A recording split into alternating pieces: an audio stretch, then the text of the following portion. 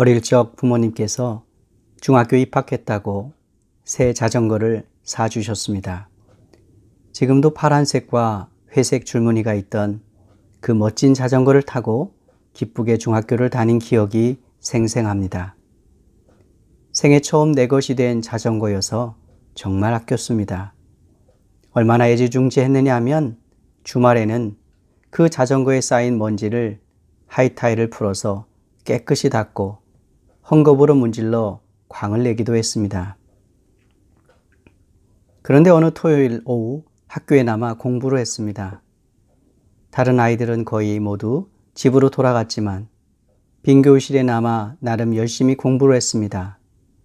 밖에는 인기척도 별로 없었습니다. 그런데 이게 웬일입니까?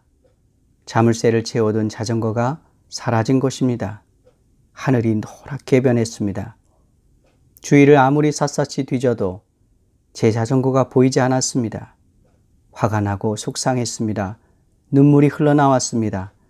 집으로 돌아왔지만 그 상실감은 오래 갔습니다. 하물며 소유물이 아니라 사랑하는 이라면 오죽하겠습니까? 한 남자가 있었습니다. 그는 어느 날 밤 교통사고로 어머니와 아내 그리고 딸을 잃었습니다. 그 충격 때문에 오랜 동안 그는 아무것도 할 수가 없었습니다. 한 여자는 겨우 35인 남편이 갑작스럽게 세상을 떠났습니다. 남편이 죽고 난 뒤 샤워를 하는 것도 지쳤고 카우치에 앉아서 꼼짝도 할 수 없었습니다. 어떨 때는 잠이 들 때까지 울기도 했습니다. 일상이 마치 안개 속을 걸어가는 것만 같았습니다. 이런 갑작스럽고 충격적인 상실 앞에서 우리는 절망하지 않을 수 없습니다. 여러분이 누워 자던 베개를 눈물로 흠뻑 적신 적이 있으십니까? 너무 슬퍼서 아무리 참으려고 해도 눈물이 멈추질 않은 때가 있었습니까? 잊을만 하면 또다시 떠오르는 기억 때문에 잠을 이룰 수가 없고 사랑하는 이의 물건만 봐도 그가 머물렀던 자리만 봐도 슬픔의 감정이 밀려옵니다. 그럴 때 어떻게 해야 합니까? 죄송한 대답입니다만 먼저 울어야 합니다. 충분히 슬퍼할 수 있어야 합니다. 그 상실이 남들이 보기에 크든 작든 슬퍼하고 울 수 있어야 합니다. 믿음이 있는 척, 남자라서 담담한 척, 감정을 애써 누르다가 슬퍼하고 울 수 있는 기회를 놓치면 그것이 나중에 마음의 병이 됩니다. 슬퍼하고 우는 시간이 사람에 따라서 일주일도 가고 한 달, 아니 기약할 수 없을 때도 있습니다. 언제 그런 슬픔이 사라질까는 아무도 모릅니다. 다만 그것을 통과할 때 스스로 깨닫게 됩니다. 이제 슬픔의 건너편에 와 있다는 것을요. 다음으로 인생에 있어서 상실은 누구나 피해갈 수 없다는 사실을 깨달아야 합니다. 그래서 마음에 준비를 하며 살아야 합니다. 이 세상을 사는 모든 사람들에게 공통점이 있다면 그것은 한 사람도 빠짐없이 이런저런 상실을 경험할 수밖에 없다는 것입니다. 누구든지 영원히 살 수 없기에 언젠가는 사랑하는 이의 사별을 피할 수 없습니다. 그것이 부모님이든 배우자이든 가까운 친구나 친척이든 심지어 자녀든 그것이 조금 빠르냐 늦느냐의 차이입니다. 굳이 사랑하는 이의 사별의 슬픔만이 아니라도 때로는 결혼의 실패, 이혼, 가까운 친구의 암, 배우자의 질병 또는 불임, 불륜, 교제하던 이성과의 헤어짐 등 여러 가지의 상실들이 있게 됩니다. 허리케인이나 토네이도로, 거대한 산불이나 가정의 화재로, 자동차 사고나 총기 사고로, 일터에서 산업재해로, 사회 경제 구조의 붕괴로 인해 직업과 집, 건강과 생명을 잃기도 합니다. 그리고 지금 우리가 겪고 있는 코로나의 결과로 인한 상실들이 있게 됩니다. 이렇게 누구든지 피해갈 수 없는 상실이기에 성경 전도서 3장은 이렇게 인생을 그립니다. 범사에 기한이 있고 천하만사가 다 때가 있나니 날 때가 있고 죽을 때가 있으며 심을 때가 있고 심은 것을 뽑을 때가 있으며 죽일 때가 있고 치료할 때가 있으며 헐 때가 있고 세울 때가 있으며 울 때가 있고 웃을 때가 있으며 슬퍼할 때가 있고 춤출 때가 있으며 인생이 날 때가 있으면 반드시 죽을 때가 있습니다. 저와 당신이 언젠가는 죽는다는 것은 진리입니다. 봄에 곡식을 심지만 반드시 추수의 때가 옵니다. 식물 스스로가 너무도 잘 알기에 이미 자신이 한 해의 삶을 마감할 때가 되면 꽃을 피우고 열매를 맺으면서 한 생애를 마감합니다. 인생도 마찬가지입니다. 울 때가 있으면 웃을 때가 있고 또한 웃을 때가 있으면 울 때 또한 있습니다. 슬퍼할 때가 있으면 또한 춤출 때도 있고 그 반대의 삶도 우리를 기다립니다. 그러므로 전도서의 지혜자는 인생과 세상 만사가 생선과 소멸, 생명과 죽음, 슬픔과 기쁨이 교차한다는 것을 깨달으라고 일갈하고 있습니다. 성경 룻기 1장에는 그 어떤 사람보다도 깊은 상실을 경험한 한 여인이 나옵니다. 바로 나옴이라는 여성입니다. 나옴이란 이름은 희락이란 뜻입니다. 적어도 그녀가 남편과 두 아들과 함께 유다 베들레헴을 떠나 모압으로 내려가기 전까지는 그랬습니다. 하지만 모압으로 내려간 뒤로 희락, 기쁨이란 이름이 무색하게 되었습니다. 왜냐하면 남편이 죽고 그것도 모자라 모압에서 결혼한 두 아들이 죽었기 때문입니다. 이제 남은 것은 자신도 어떻게 책임질 수 없는 두 미망인 며느리뿐이었습니다. 이제 3명의 과부만 남게 된 것입니다. 그 상실의 고통은 그야말로 상상을 초월하는 아픔이었을 것입니다. 살아도 사는 인생이 아니었을 것입니다. 그래서 사람들이 자신을 나옴이라라고 부르면 나를 나옴이라 부르지 말고 마라라고 부르라고 했습니다. 마라는 괴로움이란 뜻입니다. 한순간의 희락이 괴로움으로 변한 불쌍한 여인입니다. 나오미처럼 인생에서 이런저런 상실의 아픔을 겪어야만 할 때 어떻게 해야 합니까? 성경은 여호와 하나님께로 돌아오라고 하십니다. 룻기 전체에서 돌아오라, 돌아간다라는 단어가 무려 15번이나 반복해서 쓰였습니다. 특히 룻기 1장만 해도 12번이나 쓰였습니다. 이렇게 많이 반복되었다는 것이 무엇을 시사합니까? 그것은 상실의 때에는 여호와 하나님께로 돌아오라는 것입니다. 누구를 붙잡고 밤새워 하소연을 하고 슬픔을 견디지 못하여 술을 마셔봐도 멀리 여행을 떠나도 근본적으로 상실의 아픔은 가시지 않습니다. 세월이 약이라는 말처럼 시간이 상실의 아픔을 치유하지 못합니다. 그럴 때 여호와 하나님께로 돌아와야 합니다. 그리고 하나님 앞에서 울어야 합니다. 우리는 부모 앞에서 울 수도 있고 위로해 줄 만한 친구 앞에서도 울 수 있습니다. 하지만 근원적인 상실의 아픔을 치유할 수 있는 길은 하나님 앞에서 우는 것입니다. 불임의 여성 한나가 상실의 아픔 속에서 하나님의 성전에서 울고 있는 모습을 보게 됩니다. 하루아침에 10자녀를 잃고 모든 재산이 다 날아가고 몸에는 피부병으로 뒤덮인 욥도 죄를 뒤집어 쓰고 하나님 앞에서 울었습니다. 그렇습니다.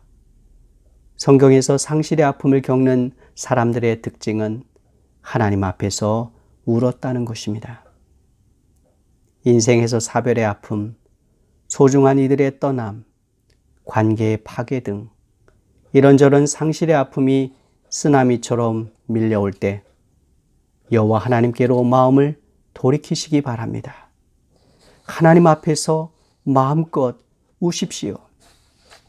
하나님은 그만 울라고 야단치지 않으십니다. 주 앞에서 그 울음이 부르짖음이 되고 부르짖음이 기도가 될 때 하나님은 솜털보다 더 부드러운 손길로 여러분의 마음을 어루만지실 것입니다.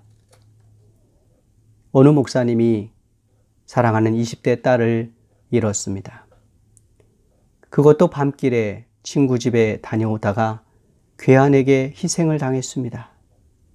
정말 날벼락 같은 재앙이었습니다. 그 감당할 수 없는 슬픔, 상실의 괴로움을 어디에서 위로받을 수 있겠습니까? 여러분이라면 그런 상황에서 어떻게 견딜 수 있겠습니까?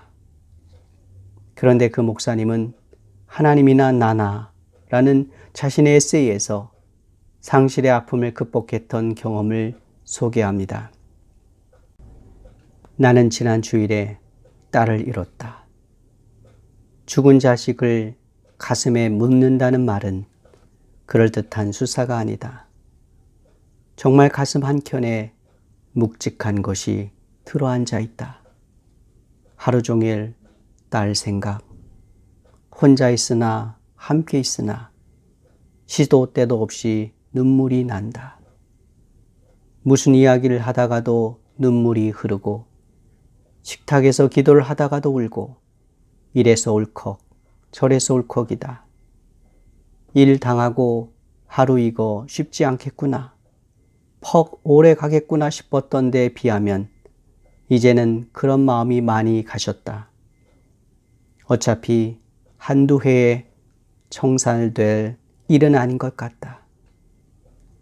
마음이 힘든 것은 원하는 바가 아니지만 툭 털어버리는 방법이 있다고 해도 그러고 싶지 않다. 신학자 한스킹의 말대로 그리스도인은 고난을 피해 가는 길을 알지 못하지만 고난을 헤쳐나가는 길은 알고 있으니 그만하면 다행이지 않은가. 나는 이제 아들을 잃으신 적이 있는 같은 처지의 하나님을 믿는다. 하나밖에 없는 독생자 예수님을 인류를 위한 십자가에서 내어주신 하나님이야말로 상실의 아픔을 그 누구보다도 더 잘 아시는 하나님이십니다. 그 하나님의 처지나 사랑하는 딸을 잃은 목사님이나 같은 처지라는 것입니다. 그래서 우리는 그런 엄청난 사랑을 베푸신 하나님 앞에서 울 때 위로받을 수 있습니다. 그리고 우리가 하나님 앞에서 실컷 울고 더 이상 흘릴 눈물이 없을 때 하나님은 조용히 다가오셔서 단단한 곳에 박힌 못과 같은 흔들림 없는 소망을 주십니다. 그 어떤 상실의 아픔도 뒤흔들 수 없는 영원한 소망, 바로 예수 그리스도를 약속하십니다. 이제 하나님은 인생을 살아가면서 상실의 아픔을 겪을 수밖에 없는 모든 인생들에게 더 이상 울지 않고 영원히 웃을 때가 있을 것이라고 말씀하십니다. 요한계시록 21장 1절에서 4절 말씀에 또 내가 새 하늘과 새 땅을 보니 처음 하늘과 처음 땅이 없어졌고 바다도 다시 있지 않더라. 또 내가 보매 거룩한 성 새 예루살렘이 하나님께로부터 하늘에서 내려오니 그 준비한 것이 신부가 남편을 위하여 단장한 것 같더라. 내가 들으니 보좌에서 큰 음성이 나서 이르되 보라 하나님의 장막이 사람들과 함께 있음에 하나님이 그들과 함께 계시리니 그들은 하나님의 백성이 되고 하나님은 친히 그들과 함께 계셔서 모든 눈물을 그 눈에서 닦아 주시니 다시는 사망이 없고 애통하는 것이나 곡하는 것이나 아픈 것이 다시 있지 아니하리니 처음 것들이 다 지나갔음이러라. 온 인류의 죄를 사하시고 구원하시기 위해 십자가에서 죽으셨던 예수 그리스도께서 이제 다시 재림하셔서 새하늘과 새 땅, 곧 하나님의 나라를 완성하시겠다는 말씀입니다. 그때 주님께서 친히 모든 눈물을 그 눈에서 닦아 주실 것이고 더 이상의 사망도 애통도 곡하는 것도 아픈 것도 없을 것입니다. 하나님은 나라의 패망, 사회 경제적인 쇠락, 가정의 몰락 등과 같은 재앙에 대해서도 하나님 앞에서 울고 하나님을 의지하는 이들에게는 회복과 소망을 주시겠다고 약속하셨습니다. 이사야 61장 3절 말씀에 무릇 시온에서 슬퍼하는 자에게 화관을 주어 그 죄를 대신하며 기쁨의 기름으로 그 슬픔을 대신하며 찬송의 옷으로 그 근심을 대신하시고 그들이 의의 나무 곧 여호와께서 심으신 그 영광을 나타낼 자라 일컬음을 받게 하려 하심이라고 하십니다. 상실의 아픔을 겪고 또 앞으로 상실의 아픔을 겪을 수밖에 없는 여러분, 하나님 앞에서 우십시오. 그럴 때 하나님께서 슬퍼하는 자에게 화관을 주어 그 죄를 대신하게 하실 것입니다. 기쁨의 기름으로 그 슬픔을 대신하며 찬송의 옷을 입혀 주실 것입니다. 인생 나그네 길에서 상실의 아픔을 겪는 저희들에게 찾아오셔서 위로하시는 하나님, 그 누구보다도 독생자 예수님을 십자가에서 이루셨던 상실의 아픔을 아시는 하나님 앞에서 사별의 아픔, 이혼의 아픔, 관계의 상실, 경제적 어려움, 건강의 문제 등 모든 인생의 상실 때문에 절망하고 슬퍼하고 울 수밖에 없는 이들을 위로해 주시옵소서. 그 고통의 골고다 언덕 십자가에서 모든 인류를 위해 대신 죽으신 예수님의 못 박히신 손으로 하염없이 흐르는 모든 눈물을 닦아 주시옵소서. 이제는 부활의 영광 가운데 계신 주님께서 슬픔 대신 희락을 주시고 근심 대신 소망을 노래하게 하시옵소서. 부활이요 생명이신 예수님의 이름으로 기도드립니다. 아멘.